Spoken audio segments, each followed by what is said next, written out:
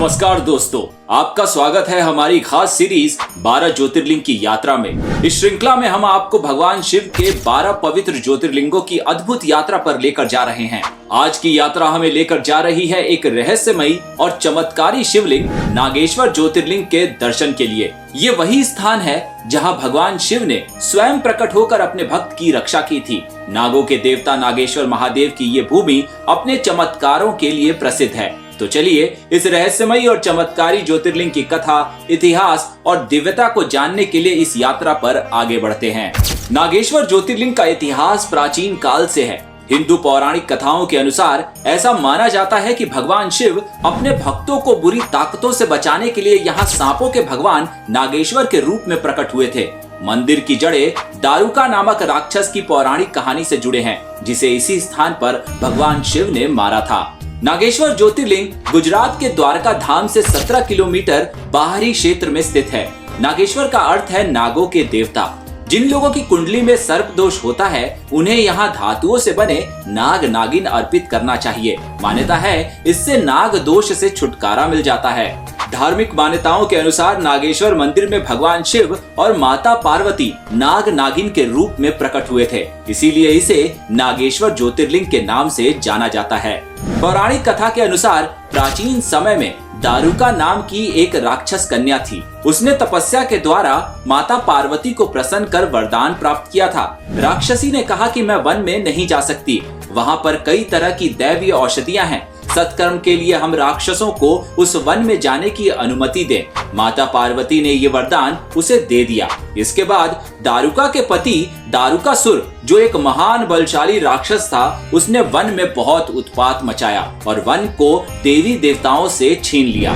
एक दिन सुप्रिया नाम का एक शिव भक्त जंगल से गुजर रहा था। उसी वक्त उसे दारुका ने पकड़ लिया। दारुका ने सुप्रिया को वन में एक गुफा में कैद कर लिया और उसे जान से मारने की धमकी दी। ऐसी स्थिति में सुप्रिया ने भगवान शिव की तपस्या शुरू कर दी। सुप्रिया ने सच्चे मन से महादेव की पूजा अर्चना की। उसकी भक्ति से प्रसन्न होकर भगवान शिव उसी गुफा में ज्योतिर्लिंग के रूप में प्रकट हुए। सुप्रिया ने भगवान शिव जी से वरदान में राक्षसों का नाश मांग लिया। भगवान शिव ने पाशुपत अस्त्र से राक्षस दारुका और उसके अनुचरों का वध कर दिया। उसके बाद सुप्रिया ने उस जगह पर ज्योतिर्लिंग की विधिवत पूजा अर्चना की। शिव भक्तों और देवी देवताओं ने भगवान शिव से वहीं वास करने की प्रार्थना की। भक्तों की प्रार्थना सुनने के बाद शिवजी ने कहा कि वो इसी जगह दारुका वन में एक ज्योतिर्लिंग के रूप में विराजित होंगे और ये ज्योतिर्लिंग नागेश्वर ज्योतिर्लिंग के नाम से जाना जाएगा। भगवान शिव ने ये भी वरदान दिया कि जो भी भक्त सच्चे मन से इस ज्योतिर्लिंग की पूजा करेगा, उसे सभी भय और कष्टों से मुक्ति मिलेगी। आपको बता दें कि द्वारकापुरी में नागेश्वर ज्योतिर्लिंग परिसर में भगवान शिव की एक बहुत ही बड़ी ध्यान मुद्रा में विशाल प्रतिमा बनाई गई है, जिसकी वजह से ये मंदिर 3 किलोमीटर दूर से ही दिखाई देने लगता है। भगवान भोलेनाथ की मूर्ति करीब 80 फीट ऊंची और 25 फीट चौड़ी है। जैसा कि हमने कहा, नागेश्वर का अर्थ नागों के देवता है। कहा जाता है कि ये स्थान भगवान शिव और नागों का पवित्र संगम है। शिव के गले में वासुकी नाग निवास करते हैं और नागेश्वर महादेव की उपासना करने से सर्प दोष, काल सर्प योग और अन्य कष्टों से मुक्ति मिलती है। नागेश्वर ज्योतिर्लिंग मंदिर भगवान शिव की दिव्य शक्ति का स्थान माना जाता है। ये मंदिर भक्तों और उपासकों को सर्प के जहर से बचाने की क्षमता रखता है। जो व्यक्ति सच्चे मन से नागेश्वर का ध्यान करते हैं, वे सभी भौतिक और आध्यात्मिक विषाक्त पदार्थों से जैसे माया, पाप, क्रोध और प्रलोभन से मुक्त हो जाते हैं। शिव पुराण की रुद्र संहिता में शिवजी को नागेश दारुका वने कहा गया है। मंदिर की मान्यताएं पांडवों से भी जुड़ी हैं। महाभारत काल में जब पांडव 12 वर्ष का वनवास काट रहे थे, तब वे इस क्षेत्र में आए थे। उस समय भीम ने यहाँ देखा कि एक गाय एक तालाब में दूध दे रही है। ये बात भीम को हैरान करने वाली लगी। भीम तालाब में उतरकर उस जगह पहुंचे तो वहाँ एक शिवलिंग दिखा। इसके बाद भीम और अन्य पांडवों ने तालाब का पानी खाली किया और शिवलिंग की पूजा अर्चना की। बाद में श्री कृष्ण ने पांडवों को बताया कि ये शिवलिंग 12 ज्योतिर्लिंगों में से एक नागेश्वर ज्योतिर्लिंग है। इसके बाद पांडवों ने यहाँ पत्थर का मंदिर बनाया और शिवलिंग स्थापित किया।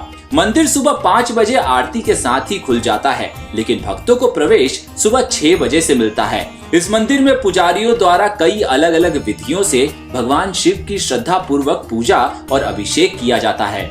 हर साल इस मंदिर में लाखों की संख्या में लोग आते हैं। महाशिवरात्रि के उत्सव पर यहाँ का सबसे बड़ा मेला लगता है और रथोत्सव मनाया जाता है। ये रथोत्सव महाशिवरात्रि के ठीक 5 दिन बाद मनाया जाता है।